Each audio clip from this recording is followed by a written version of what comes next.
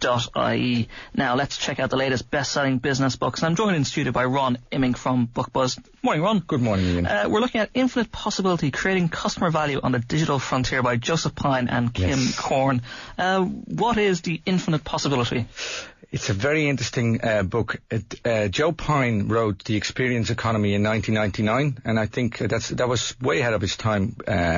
And because of the digital, and which is all about creating experiences and sort of engaging with customers at a very deep level, and because of the digital tsunami, this is sort of a natural extension to this book, and it's like a book on what to do with the experience economy. Are you a Star Trek fan by any chance? I am, yes. So this is to boldly go where nobody has gone before. And Toy Story? Yeah. Buzz Lightyear? Infinity and Beyond? That's what this book is all about. Has some elements of New Normal, which we talked about before, and some elements of Fun Inc. But he creates a new universe. So you have time, space, matter. And he then sort of thinks, if we have no time, no space, and no matter, what could we do with our product and services? And now this gets weird then. And then he has it, so you have 6 development lines. And then he has created a matrix. And now, this is going to get boring for a second. You have reality. You have augmented reality.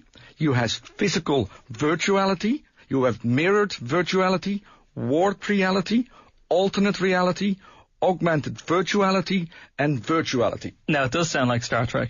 Isn't it brilliant? But it's the what you can do with these development lines. So augmented reality is probably the most interesting one. Are you familiar with Layer? No.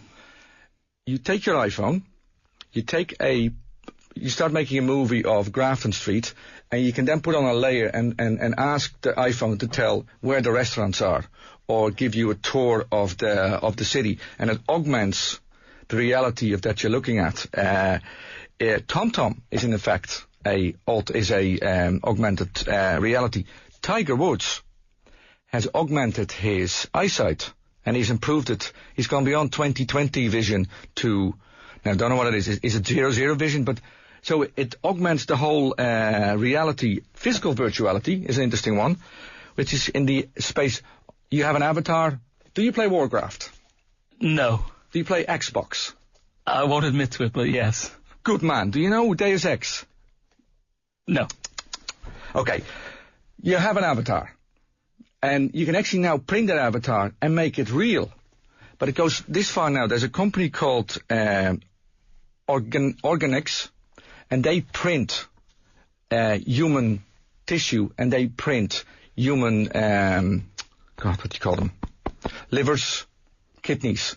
That's where this stuff is going. So it's a fantastic book if you want to really blow your mind. Does he give practical examples for companies out there who will say, look, in the physical world I can show off my products, I can show off my services, but in the virtual world it's very hard? He gives ample examples of what companies have done, and which makes this book special. The last 3 chapters is giving a whole range of tools for a company to follow the sort of non-time, non-space, non-matter.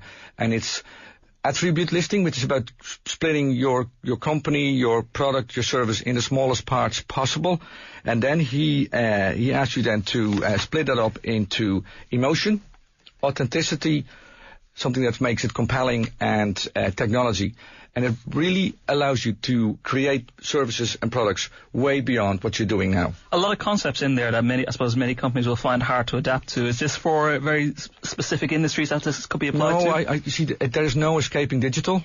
So I think every company should at least consider what you could do in the digital space. And it's very simple things, like if you're a kitchen designer, and this is called mirrored virtuality, you can actually get your home, take a picture of your house, and redesign it with virtuality as a tool. And that's for the simple kitchen designer. Well, from the virtual world to the real world, sadly. Ron Immink, thank you very much for joining us this morning. Now let's have a look at what's been happening on